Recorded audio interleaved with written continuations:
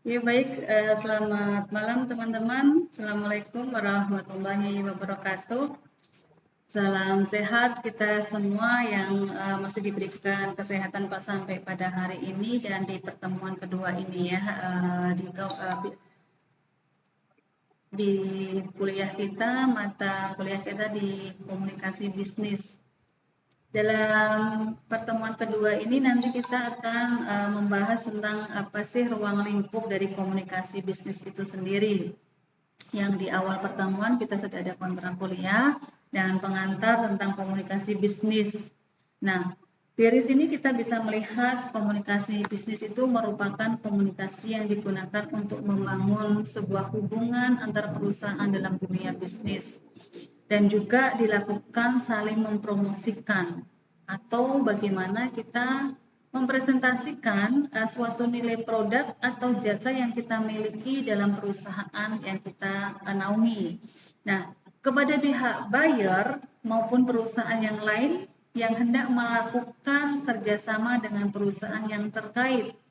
Komunikasi bisnis ini juga pada umumnya digunakan oleh para promotor ataupun public relation suatu perusahaan kepada perusahaan atau buyer. Nah, komunikasi terjadi pada dua orang, ada komunikan dan juga ada komunikator. Ketika terjadi proses komunikasi ini, informasi yang tidak sepenuhnya dapat diterima. Informasi diterima sebagai sebuah irisan, bukan yang utuh. Yang dimaksud di sini ada komunikasi satu arah dan juga ada komunikasi dua arah. Nah, ketika informasi diterima utuh, apa sih yang disampaikan oleh komunikator dan bisa diterima oleh 100% oleh komunikannya. Nah, disinilah kita bisa melihat dengan kita sekilas lagi dengan komunikasi. Nah, komunikasi ini juga kita bisa berbagi di dalam informasi dalam penyampaian di sini. Nah, dalam artikel yang telah kita bahas kemarin, kita bisa melihat dengan komunikasi berasal dari kata komunis yang terdapat dari kata Latin komunis itu sendiri bisa diartikan dengan berbagi ataupun sama. Nah, komunikasi proses pengiriman informasi ini secara ruang lingkupnya kita bisa melihat siapa saja sih yang dimana peranan ataupun bagaimana penerapan dalam domain yang berbeda ini, kita bisa melihat daftar dari ruang lingkup komunikasi perusahaan. Nah, siapa perusahaan itu sendiri yang dimana departemen dengan tugas seperti hubungan masyarakat dan komunikasi dalam pemasaran berurusan dengan reputasi organisasi tersebut. Dalam organisasi bisnis ini komunikasi merupakan kegiatan yang penting karena apa? Hubungan tumbuh dan berkembang melalui komunikasi. Dan dengan lembaga nirlaba ini juga kita bisa memilih di mana mulai dari organisasi keanggotaan hingga kelompok hingga sosial dan budaya, di mana rumah sakit di sini kita bisa melihat dari lembaga keperawatan kesehatan dan juga penawaran bagaimana peluang masyarakat di mana ditemukan peningkatan yang selalu keterlibatannya. Dengan hiburan, olahraga, perjalanan, di sini juga komunikasi di bidang ini adalah bagaimana kita mempromosikan dengan kita mempublish bagian penting dan tugas praktisi itu sendiri. Nah, pemerintah dan militer di sini pada saat ini kita berfokus dari pemerintah ini seperti halnya kita bisa mempromosikan tentang isu-isu politik yang di mana saat ini kita sudah akan menyambut tahun 2024 ada Pilpres dan juga secara militeri kita melihat kegiatan pemerintah dengan warga negara secara kedisiplinan dengan mendistribusikan informasi dan tentang militer. Dengan pendidikan, peluang pendidikan perguruan tinggi ini sehubungan dengan menyangkut alumni, menyangkut dengan fakultasnya, mencakup dengan administrasinya, dan juga mahasiswa di mana masyarakat umum ini bisa mengenal dan kita harus mempromosikan bagaimana sih citra dari perguruan tinggi itu sendiri. Secara internasional kita komunikasi secara global dan kita hampir setiap saat kita di mana mengetahui bagaimana kita ingin sebagai praktisi secara bilingual dan juga kita bisa multi bahasa. Karena secara berbisnis kita juga menyikapinya, kita tidak hanya secara satu atau dua arah saja berbisnis ya, tapi kita juga berkomunikasi secara eksternal. Nah, kita bisa melihat bagaimana sih kita dengan diri kita, potensi kita untuk menerapkan cara komunikasi kita. Bagaimana kita mampu mengenali saat kita merasa kesulitan dengan memperkenalkan diri pada orang lain. Nah, Anda tidak bisa memulai dengan percakapan. Apa sih yang kita bisa mencari poin untuk kita bisa membuka pembicaraan atau komunikasi? Kita harus berani jujur pada diri kita. Suka atau tidak suka dalam berkomunikasi, kita harus mampu, kita harus cakap saat kita menghadapi dengan komunikator yang lain. Dan bagaimana sih saat kita merasakan sering iri terhadap orang lain yang bisa mampu mengkomunikasikan dengan baik, dengan bagaimana kita mengetahui suasana hati dalam perubahan dengan cepat, dan juga apa saja sih literasi-literasi ataupun referensi apa yang kita bisa membuat diri kita menarik dan sering memperbaiki cara komunikasi kita dengan lebih baik daripada dengan acara sosial. Karena kita bisa belajar bagaimana kita menemukan suatu buku bacaan yang menunjukkan bahwa kita termotivasi untuk kita berkomunikasi dengan yang baik, kita mampu mengubah mindset kita dengan kita bisa menginformasikan dengan informasi yang tepat.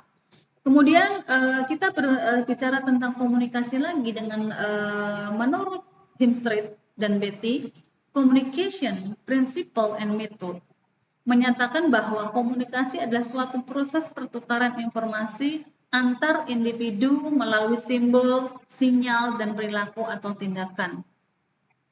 Komunikasi bisnis ini merupakan komunikasi yang digunakan untuk membangun sebuah antar perusahaan dalam dunia bisnis. Di sini tidak hanya satu arah, tapi kita harus mampu bagaimana mempunyai dan menciptakan nilai masa depan dalam kooperatif dalam berkomunikasi kita.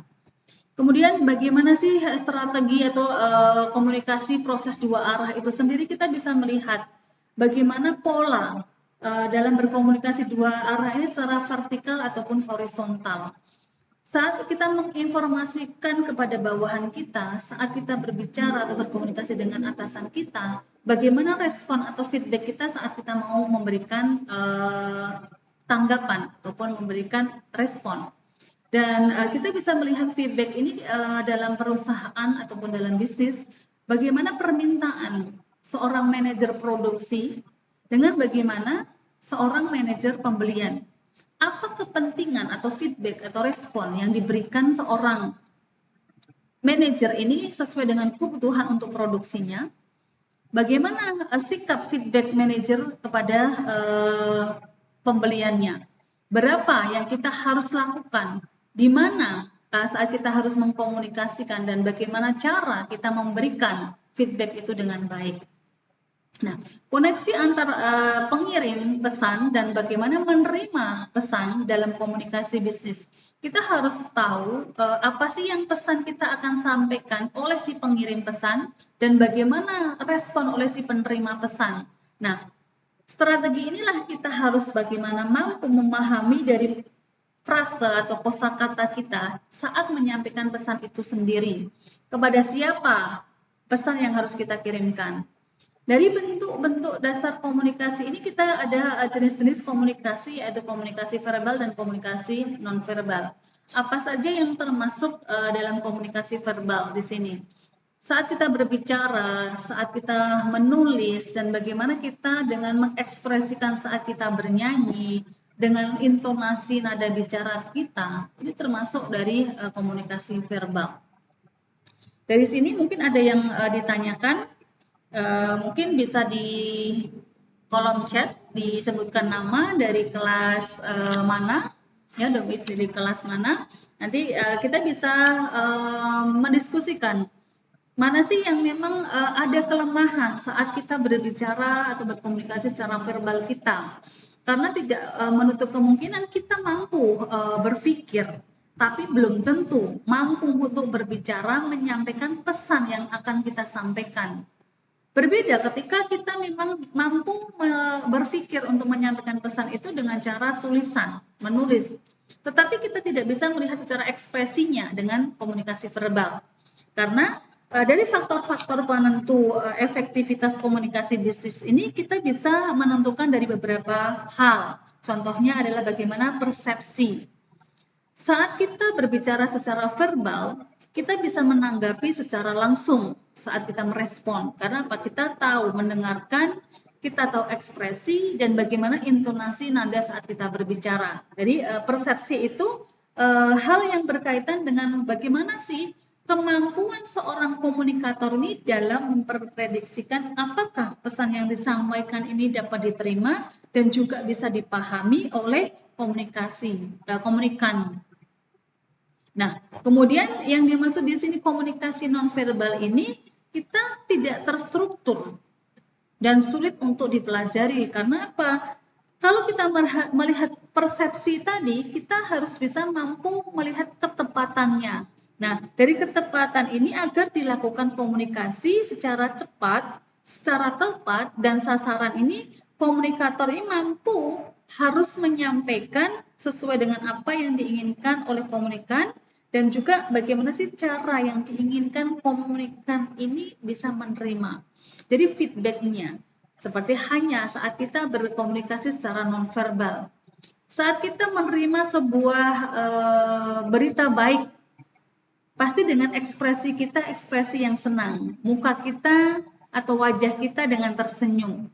Tapi saat kita menerima pesan itu yang menyedihkan, pasti ekspresi kita dari mata, dari mimik wajah kita bisa menunjukkan bagaimana kita dengan rasa sedihnya kita. Bahkan saat kita marah pun juga bisa bagaimana kita melihat persepsi orang saat kita melihat kita marah, itu pasti ada rasa ketidaksukaan. Nah, tetapi saat kita berbicara, kita harus bisa mengetahui bagaimana intonasinya.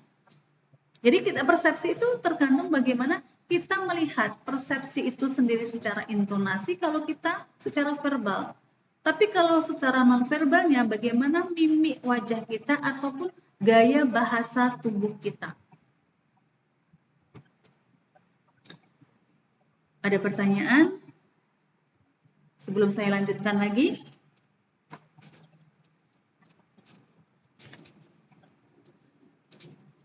Mungkin kita bisa kembali lagi ke jenis-jenis komunikasi yang verbal dan non-verbal tadi. Di mana tipe komunikasi ini kita bisa melihat komunikasi lisan tadi secara kita berbicara, bagaimana kita menggunakan kata-kata, bagaimana kita menggunakan atau merancang bahasa yang kita gunakan dengan bahasa tubuh itu dengan tepat, dan kita juga bisa melihat bagaimana kita komunikasi secara lisan ini dengan disampaikannya secara penampilan di hadapan publik ini dengan bahasa tubuh, tingkah lakunya, dan juga cara mempengaruhi. Karena kita berpengaruh kepada relevansi komunikasi nonverbal dalam bisnis.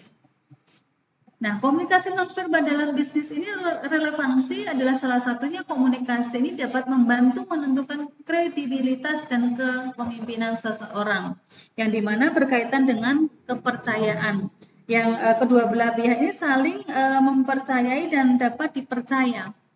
Karena menyangkut dengan kredibilitas ini bahwa kembali lagi siapa yang kita berikan informasi itu kepada siapa ini sangat penting untuk menjaga kepercayaan itu sendiri.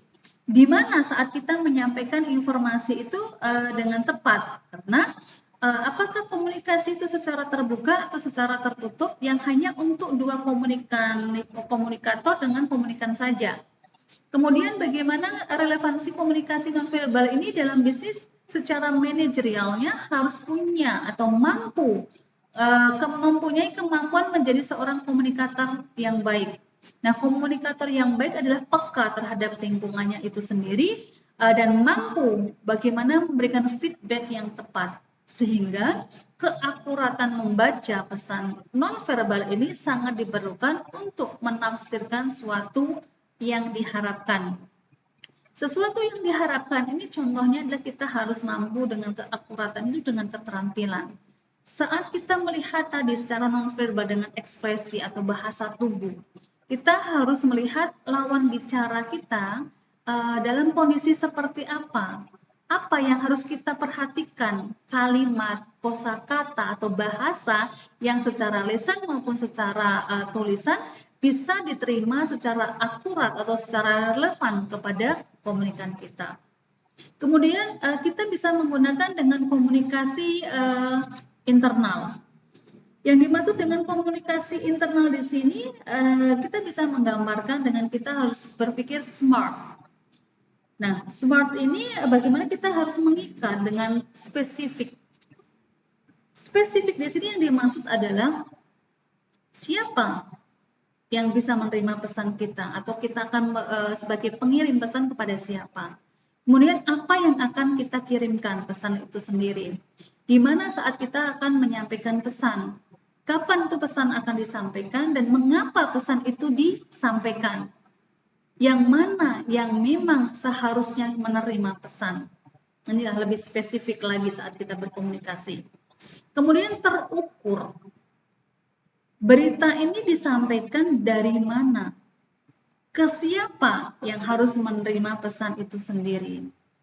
Kemudian, apa sih capaian pesan yang akan diterima nanti secara feedbacknya atau responnya, tenable-nya? Sehingga harus ada relevansi atau nilai sementara yang diterima oleh si komunikator ini dengan tujuan, harapan, dengan konsistensi tujuan yang dimaksud. Dengan timely atau tepat waktu, kapan saat kita memberikan pesan itu kepada komunikan, kita harus bisa melihat timingnya.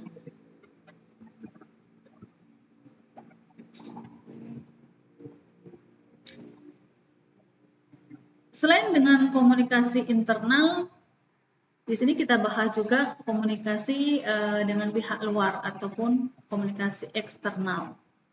Komunikasi eksternal di sini kita melihat secara kualitas komunikasi eksternal seseorang yang tergantung dari komunikasi internalnya.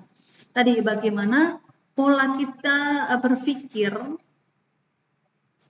ada istilah yang mengatakan think before you say something. Berarti ketika kita berkomunikasi dengan melibatkan pihak luar, sebelum kita mengeluarkan statement, pernyataan, kita harus berpikir dulu. Tadi secara spesifik lagi, kepada siapa kita akan berkomunikasi atau kepada siapa pesan yang akan kita kirimkan. Sehingga kita bisa mendapatkan sebuah relevansi atau feedback atau respon yang tepat, yang baik. Sehingga apa yang kita pikirkan adalah apa yang kita rasakan. Apa yang kita rasakan, apa yang kita dapatkan secara respon dari tubuh kita. Nah, di sini adalah menyangkut dengan kualitas komunikasi dengan pihak luar. Pentingnya sebuah keterampilan komunikasi di sini ada beberapa yang kita harus pahami. Bagaimana keterampilan komunikasi ini sebagai persyaratan yang vital. Karena untuk menentukan bagaimana sebuah bisnis ini bisa berkelanjutan, kita harus mampu bagaimana komunikasi ini untuk berpromosi. Kemudian keterampilan komunikasi juga harus bisa membantu bagaimana pemecahan sebuah masalah. Keterampilan komunikasi juga bagaimana menyulut semangat dalam sebuah bisnis secara pribadi, secara keanggotaan atau kelompok, atau secara eksternal tadi. Dengan keterampilan komunikasi ini bisa meningkatkan sebuah motivasi dan juga bisa bermanfaat dalam kehidupan pribadi, bisa menambah bagaimana atau mengasah sifat kepemimpinan kita dalam berkomunikasi. Seorang leader atau seorang pemimpin harus semakin peka dalam saat belajar untuk mengetahui bagaimana sih saat kita berkomunikasi dengan bawahan kita atau dengan teman sejawat kita atau bagaimana dengan partner kita atau buyer kita untuk memenangkan sebuah dealing bisnis dengan bagaimana kita bisa bersaing dengan kompetitor kita. Keuntungan dari keterampilan komunikasi ini adalah bagaimana kita bisa mempunyai efektivitas, efisien, dan juga keunggulan atau mutu dalam bisnis kita. Dalam model komunikasi bisnis ini kita bisa melihat model Shannon-Penninel, siapa pengirim pesan itu sendiri. Nah, encodering pesan ini kita bisa tadi dengan cara verbal dan non-verbal. Kita juga menggunakan channel, bagaimana sih media kita, mediasi kita dalam mengkomunikasikan atau dalam mengirim pesan kita. Dengan decoder pesan ini kita bisa langsung ke penerima sehingga kita mendapatkan sebuah feedback yang dimana kita mampu untuk bisa menyelesaikan sebuah komunikasi ini dengan harapan yang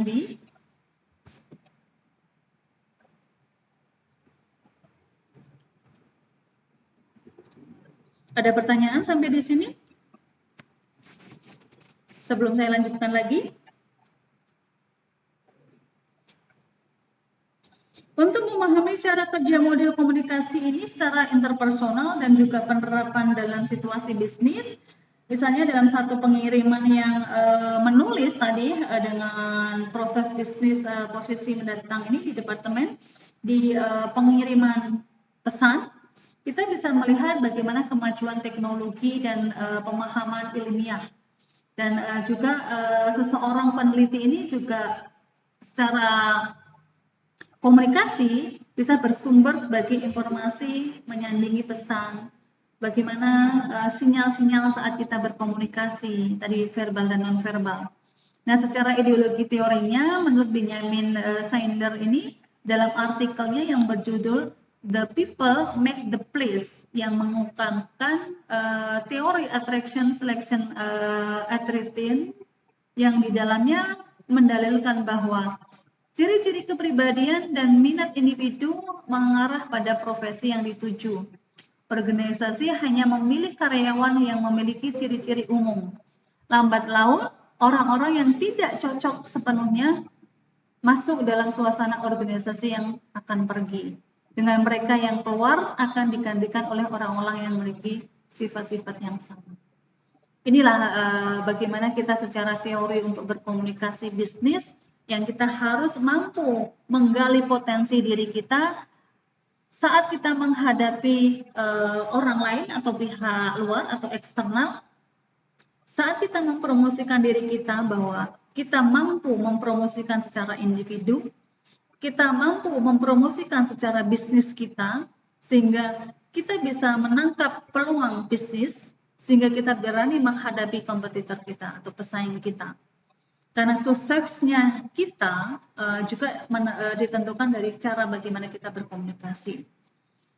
Nah, dari sekian yang kita bahas, kita bisa melihat dari pertanyaan untuk diri kita. Sudah sampai mana kita mampu berkomunikasi kepada orang lain atau secara eksternalnya.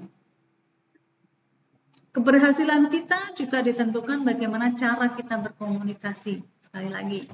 Dan kita tadi merasakan bagaimana sih apa yang kita pikirkan akan mempengaruhi apa yang kita rasakan.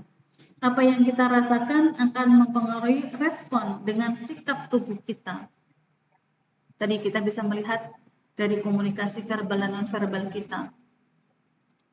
Dengan cara kita berpikir akan menentukan bagaimana cara kita berbicara. Think before you say something. Kemudian saat kita berpikir negatif maupun positif, bagaimana actionnya? Jadi mulai dari berpikir, feeling, action. Piramid inilah bagaimana menuntun kita untuk kita berkomunikasi dengan baik. Selalu diingat bagaimana sebelum kita berbicara, kita harus berpikir. Sebelum kita mengungkapkan apa yang kita bicarakan, kita harus mampu action atau melakukan sesuatu tindakan yang sudah kita pikirkan dan setelah kita mengungkapkannya.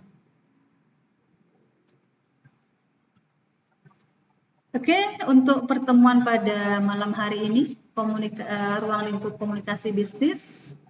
Kalau masih ada pertanyaan di kolom chat, mungkin kita bisa bahas di pertemuan berikutnya.